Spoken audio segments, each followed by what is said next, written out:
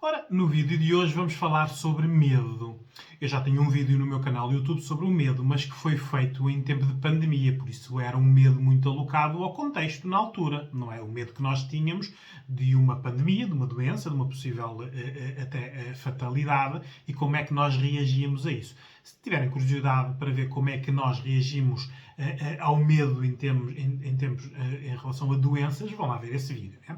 O vídeo de hoje é sobre o medo como ferramenta pessoal e como ferramenta de controle.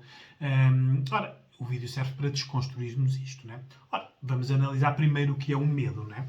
O medo é um alerta, não é? É um estado, é um instinto de proteção, não é? E para nós estarmos mais atentos à nossa volta. Não é? Por isso é algo muito instintivo. Quem não trabalha os seus medos continua durante o seu desenvolvimento na vida com os medos muito instintivos. Há pessoas que trabalham os seus medos. É sobre isso que o vídeo hoje também fala. Como é que nós trabalhamos os medos, não é? Vamos só ver aqui o grau de intensidade. Nós podemos ter medo de algo e podemos ter pavor. O pavor é um medo que está a ser alimentado, por isso é algo que se agigantou, é mais. Mas na prática acaba por ser medo. Não é? Ora, temos que distinguir aqui três tipos de medos. Os nossos, não é? Que nós vivenciamos, experienciamos na nossa vida, não é? Os medos aprendidos, que nós não experienciamos, mas que aprendemos com outras pessoas. E os medos dos outros, não é? Não é dos outros, ter medo das outras pessoas, é o medo das outras pessoas, não é? Que nós vemos isto na forma de preocupação. Por isso, quem se preocupa muito com a outra pessoa está a tentar gerir os medos dela. Só que muitas vezes os medos são das outras pessoas, não são nossos. Há aqui uma transferência muito grande dos nossos medos para as outras pessoas. Isto vê-se muito em algumas educações, não é? Por isso há muitas crianças hoje em dia com muitos medos que para já não os deviam ter e depois estão com medos fora das suas etapas de desenvolvimento. Já vamos falar disso também, não é? Por isso, vamos começar pelos nossos, não é? Os nossos medos. Por isso, tudo aquilo que nós experienciamos e que é negativo. Nós só temos medo de algo que é negativo, que nos faz mal, que não é benéfico, não é? Que nos dói, que nos faz sofrer, que nos é retirado, que envolve ameaça, limitação. Isto são os medos que nós temos. Uma criança, por isso é que os pais protegem as fichas elétricas, porque a criança, se for lá e puser o dedo, além de ser perigoso, passa a ter medo de determinadas situações, porque há envolvido aqui o trauma, não é? Há muitas situações que os medos têm que ser vividos para depois serem aprendidos, porque senão podem ser aprendidos sem ser vividos. Muitas vezes, quando as pessoas chegam aos adultos, isto é uma incongruência e muitos dos problemas que têm relacionais, amorosos ou não, até familiares, contexto profissional ou amorosos, envolve muito estes medos que foram aprendidos e não experienciados. Estes têm que ser processados racionalmente. Para isto é que serve depois os psicólogos, que em consulta vamos tentar perceber como é que este medo invadiu a pessoa e como é que nós o vamos retirar à pessoa, não é? As fobias, não é? Os medos de voar, os medos de espaços públicos, os medos de espaços apertados. Não é? Temos que ver como é que a pessoa aprendeu estes medos, porque são limitantes. Não é? A pessoa hoje em dia não consegue fazer determinadas coisas por causa destes medos. Não é? Por isso, os nossos medos. Podemos ter medos de lugares, de coisas ou de assuntos, não é? A nossa verbalização e má comunicação em adultos tem muito a ver com os medos que nós temos em criança. Assuntos que não nos deixam falar, tabus, muitas proibições, limitações de conhecimento, tudo isto envolve que há certos assuntos que temos medo de falar. Não porque eles são assustadores, porque nós não sabemos falar sobre eles, não é? A sexualidade é um deles, não é? Muitas das nossas fobias também. Há pessoas que têm fobias e têm até vergonha de dizer que têm medo de determinadas situações. Às vezes situações que, para os outros que não têm medo de nada disto, não tem lógica, não é? Mas, por isso é que são medos pessoais, de vivências. Não é?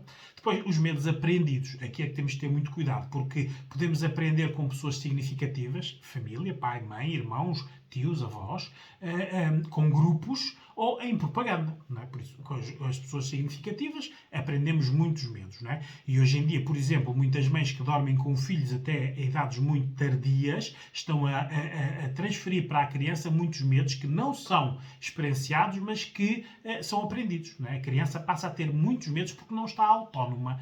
O seu poder de decisão é afetado porque precisa sempre da validação. as crianças têm que dormir na sua cama porque isto cria-lhes autonomia. Mas explicar isto a algumas mães é complicado, porque para elas estão a proteger a criança. Mas, na prática, depois vemos no desenvolvimento da criança que ela está limitada em algumas áreas. Não é? Por grupos, não é? Se há grupos com medo de determinadas coisas, nós podemos aprender estes medos não os tendo sentidos, não é? Muitas vezes vemos aqui algumas fobias negativas, não é? O racismo, a diferenciação de direitos. Nós, pois, há muitos medos, medos de etnias, que, não tendo nós a experiência, ficamos com medo porque há grupos significativos que têm medo destas temáticas. Não é? E a propaganda, obviamente. Não é? Isto hoje em dia os governos aprenderam a dominar pelo medo. Não é? Por isso tudo é muito assustador, tudo é muito posto de forma a que as pessoas dessensibilizem, de forma a que falar de determinada coisa seja banal. Não é? Hoje em dia nós vemos, por exemplo, ninguém tem medo de que a justiça não funcione. Por isso, já nos dessensibilizaram ao ponto de que roubar e corrupção é normal, não é? Temos que lidar com ela. Isto são medos que as pessoas aprendem, não é? De propaganda, mas estes são intencionais e premeditados. E depois há o medo dos outros, que é a tal preocupação. Que nós, como é que transformamos isto depois no dia-a-dia? Em conselhos, avisos, proibições, por isso não tem nada a ver connosco, é com o outro, mas nós estamos a tentar transferir para os outros os nossos medos, não é? Aqui temos de ter muito cuidado, como eu disse, nas crianças, porque os adultos não podem transferir para as crianças os seus medos, porque senão as crianças chegam à idade dos adultos com medos aprendidos, não experienciados, não é? Ficam muito desajustados, não é? Na sua idade adulta, não é? Ora, temos que ver aqui também o medo como arma, não é? Aqui é que é muito importante vocês terem atenção, porque o medo é realmente uma arma. Por isso, tenham medo de ter medo, né? Porque, como vocês vão ver agora, ela pode surgir de muitas formas. Né? Olha, pode servir como uma arma em termos educacionais, culturais. Né? Há culturas que tornam povos mais medrosos. Né? Os portugueses, por exemplo, já foram povos muito corajosos nos descobrimentos, não é? Na tentativa, na curiosidade, não é? no arriscar. Hoje em dia é um povo manso, não é? Muita literatura e nós vemos o nosso panorama, aceitamos tudo. É como se fosse o nosso fado. Não é? Por isso, na prática, nós perdemos com o tempo. Isto é cultural, porque é uma sociedade que faz o povo. Não é? É uma arma religiosa também, independentemente de qualquer religião, não é? Há muitos medos, há muitas imposições, há muitos castigos para determinadas ações. Isto envolve tudo medo, não é? Não precisamos de ir para as religiões árabes onde as pessoas fazem atentados, não é? Hoje em dia vemos até mesmo na parte da religião católica a parte dos escândalos sexuais com crianças, não é? Que isto durante muito tempo isto foi um medo silenciado. Só aquela franja de pessoas que eram afetadas pelos padres é que tinham estes medos. A sociedade em si, a sociedade nem queria saber disto. Por isso não era algo que queriam falar. Ora, aí está, é um tabu. Hoje descobre-se, não é? Todas as religiões envolvem muitos medos que são usados como arma. Temos que descobrir quais, não é? Ora, a arma do poder contra o outro, da prepotência, do abuso, é uma arma também de medo. Não é? E educações muito rígidas. Não é? Há pais que não deixam os filhos tentar. Não é? Se eu fiz uma tentativa como pai e aquilo deu errado, o que eu ensino ao meu filho é não tentes isto porque isto dá errado. Ora, não. O filho pode tentar e dar certo. Não é? Tem que haver uma testagem. Aquilo que nós dizemos que eles têm que bater com a cabeça para aprender, é verdade. Não é? Isto tem muito fundo de verdade. Não é? Depois também temos aqui o medo como arma relacional. Não é? Estabelecer limites, não é? Quando nós começamos uma relação de amizade ou amorosa, temos que estabelecer limites. Estes limites têm que envolver algum medo da consequência. Este é o meu limite e a regra. Se isto for ultrapassado, há esta consequência. A pessoa tem que entender isto para ter medo da consequência. Senão, o limite e a regra não existe. Não é? Temos que também que há muitos medos para testar a nossa tolerância, não é? As pessoas vão testando, a ver, por exemplo, se conseguem ter segundas oportunidades. Há alguém que consiga de vocês saber que vocês dão segundas oportunidades e ele já sabe que vocês vão dar terceiras, quartas, quintas e sextas. Porque não está bem estabelecida a regra de eu confio até algo não me ser benéfico, não é? Por isso, hoje em dia temos de ter muita atenção porque há muito, em termos relacional, muita medo de testagem. Estão a testar os vossos limites, a ver até onde podem ir. Não é?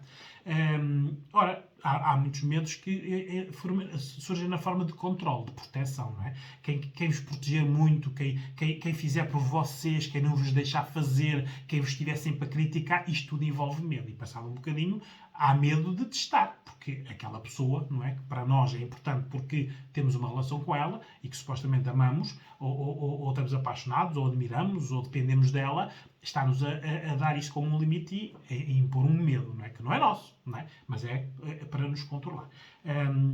E depois também há o medo da ameaça, obviamente. Não é? Isto aqui é tanto ameaça de verbalizada, não é?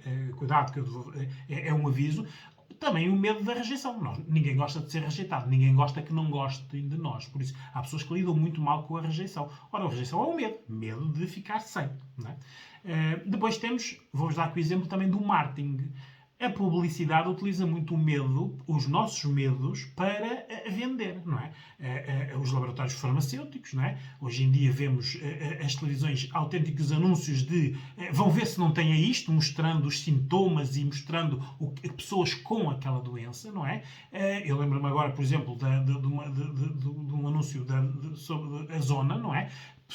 O anúncio que quer dizer pessoas com mais de 50 anos que tenham aquelas borbulhas que eles mostram lá e naqueles sítios, consultem o vosso médico. Ora, nós ficamos logo com medo. Tenho mais de 50 anos, até tenho aqui assim meia dúzia de borbulhas. Será que é aquilo? Ora, isto estão a jogar com os nossos medos, não é? Para ganhar dinheiro, obviamente, não é? Nós só devemos ir ao médico preventivamente nos exames anuais que devemos fazer e quando temos algo, não é? Porque senão começamos a ter uma sociedade de hipocondríacos em que basta falar em diálogo e que alguém tem isso, não é? Isto é muito bom, não é? Mas alguém ganha dinheiro com isto, não é? A indústria automóvel, por exemplo, funciona muito com os nossos medos, não é? Dos pneus, dos travões, das revisões, não é? Mostrando muitas vezes travagens bruscas, acidentes, mortes, não é? Para vender produto, não é? O ramo segurador, obviamente, vive sempre com os nossos medos de sermos roubados, assaltados, morrermos. Há muito medo envolvido na parte de marketing, não é? A política, obviamente. Bem, isto então, nos últimos anos, nós vemos que isto dá para tudo, não é? Por isso, mentem até nós ficarmos dessensibilizados, por isso hoje em dia mentir ou não mentir em política é indiferente, não é? Depois nós só vemos isto por comparativo. Cá, a pessoa até pode quase estar presa e estar num cargo público. Em outros países, basta dizer uma mentira inconveniente em determinado momento e já dá lugar à demissão. Porque há princípios que não devem ser ultrapassados. E, quando eles são ultrapassados, ora aí está. Quando há segundas, terceiras, quartas oportunidades, faz-se de tudo, não é? Estamos num país onde, passado 10 anos, onde dois ou três grupos roubaram um país e eles estão todos à solta e todos aí a rirem-se da justiça. Por isso, perderam o medo. Não é? Por isso, quem é que tem medo? O povo. Não é? O povo é que está a pagar isto tudo. Por isso, tem medo das consequências de prender estas pessoas. Por isso, a política vive destes medos. Não é? Temos que ter muita atenção porque o povo tem muito medo que é um bocado quase de pensar, não é? E depois de verbalizar alguma coisa que seja inconveniente para os grupos neste momento que controlam, não é? Perder regalias, se tiverem algumas regalias, porque hoje em dia esta gratuitidade paga-se bem cara, não é? Uma das formas que eu regularmente ouço é a perda de pensões, não é? Isto quando alguém quer assustar o povo, fala logo das pensões. Cuidado porque a Segurança Social vai dar o berro, não é? Ora, ela já deu o berro, ainda não nos comunicaram, não é? A nossa Segurança Social é quase um esquema de pirâmide, não é? Se não entrar pessoal, não há dinheiro depois para pagar a todos, não é? Claro que, no entretanto, há meia dúzia deles que ganham muito, não é? Isto são medos, não é? Só que são medos que nós não os pensamos como medos, não é? Mas temos receio, obviamente, de trabalhar uma vida inteira e chegar ao fim e não ganhar, não é? Quando há pessoas que trabalham 10 anos e já ganham mais do que nós vamos ganhar a nossa reforma inteira. Tudo isto mete muito medo às pessoas, não é? Por isso é que votam sempre nos mesmos. Agora vamos falar da saúde. A saúde também envolve muito medo, não é? Por isso, a pandemia foi um desses exemplos, obviamente, não é? E cada vez vai haver mais pandemias, porque ela foi lucrativa e serviu para dominar massas, não é? Por isso, esperem pela próxima pandemia, não é? Depois, na saúde há os efeitos secundários. Quando determinado laboratório quer vender determinado medicamento, diminui ou esconde os efeitos secundários. Não é? Quando aquele medicamento já não é rentável, começam a falar. Isto vê-se logo quando se lança um produto novo para a saúde, quando é novidade, as bulas, aquele papel lá dentro que descreve, é muito pequenino. Quando eles não querem vender não têm muita rentabilidade no medicamento, a bula já é maior, não é? Maior em termos de letras, não é? Por isso, há aqui o jogar com o nosso medo, não é? Vê na pandemia, não é? A pandemia era, se nós apanhamos o Covid, não há para todos nos hospitais o acompanhamento clínico, não é? Não há os ventiladores, por exemplo. Passados X tempos já não falavam dos ventiladores, já eram os efeitos secundários, não é? Efeitos secundários que na prática eram menores que muitas outras doenças que existiam já há muito tempo. Isto é tudo muito premeditado e jogam com os nossos medos, obviamente, não é? Ora, e depois na saúde também jogam muito com as taxas de mortalidade, não é? Todos nós temos medo de morrer. E a pior morte, às vezes, nem é aquela que nos pode acontecer, é que pode ser provocada. A pandemia, por exemplo, e muitos especialistas já deram esse alerta, parou com a maior parte dos exames preventivos. Por isso, é natural que neste momento não vai aparecer mais doenças. Elas existem, não foram mas diagnosticadas mais cedo. E há doenças que, com 1 ano ou 2 anos de não diagnóstico, podem evoluir e causar morte, não é? Hoje em dia, muito, por exemplo, na dimensão do cancro, existe mais significativo. Não quer dizer que tenha aparecido de repente mais cancro, pessoas que tenham cancro. Não foram mas diagnosticados mais cedo, não é? Porque na pandemia andávamos a tratar do Covid, era só isso que interessava, não é? Gastou-se mais dinheiro no Covid do que no tratamento de muitas destas doenças graves em 10 ou 20 anos, não é? Por isso vejam o absurdo que é. Não é? Temos mas é que aprender como reagir ao medo, não é? Porque tudo isto que eu acabei de falar, educacionais, relacionais, de marketing, político, de saúde, são medos que nós temos, não é? Como reagir? Por isso, eu em consulta o que digo é, quando nós sentimos esse medo, temos que trabalhar esse medo, essa emoção e a reação, não é? Há pessoas que nas fobias ultrapassam-nos por tentativa, não é? Há pessoas que têm medo de determinadas coisas que não vivenciaram e que nós, racionalizando, leva as pessoas a testar e a ver que o medo não tinha necessariamente, não era maléfico para ela, não é? O aviso, o conselho, o alerta é que era, não é? A pessoa tem que experienciar, não é? Se eu não sinto, tenho que desvalorizar. Por isso, medos dos outros, não vou reagir como se eu os sentisse. Isto é errado, não é? Se eu ouço um medo, eu tenho que analisar a fonte, porque ora está. As fake news, as propagandas têm muito a ver com o que nós ouvimos, não é? Hoje em dia, a parte dos telejornais e dos jornais é tudo muito para pôr medo na população, não é? Em determinados segmentos da população. Tudo porque nós ouvimos. Por isso, quando nós ouvimos, temos que desvalorizar. Porque há fontes que não são credíveis, não é?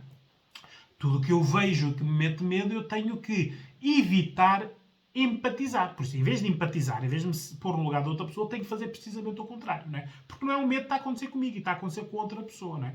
Há pessoas que, quando vem uma pessoa num ataque de pânico, por exemplo, com medo, ficam com os mesmos sintomas, não é? Olha, isto é preciso nós deixarmos de o fazer. Ora, temos que racionalizar. Temos que distinguir um medo que é pontual de um reiterado. Por isso, um pontual eu tenho que aprender com ele para, na próxima vez que me deparar com ele, ter uma reação mais forte e mais protetora para mim, não é? Um reiterado, eu tenho que fugir, não é? Porque quem usa medos contra nós durante vários momentos é porque está a usar esse medo para nos controlar. Por isso, eu tenho que evitar, não tenho que estar com essa pessoa ou nesse assunto ou nesse lugar, não é? Nós temos que saber que quem controla ou quem conhece os nossos medos controla-nos, não é? Então, nós temos que ver se queremos ser controlados ou não. Controlar o nosso eu, para nós empoderarmos e termos uma grande autoestima, temos que saber racionalizar também o nosso medo, não é? Isto tem que ser racionalizado. Não vamos evitar de ter medos, mas podemos gerir melhor as reações que temos a elas, não é? Isto é que é importante, que é para estarmos mais ajustados, não é?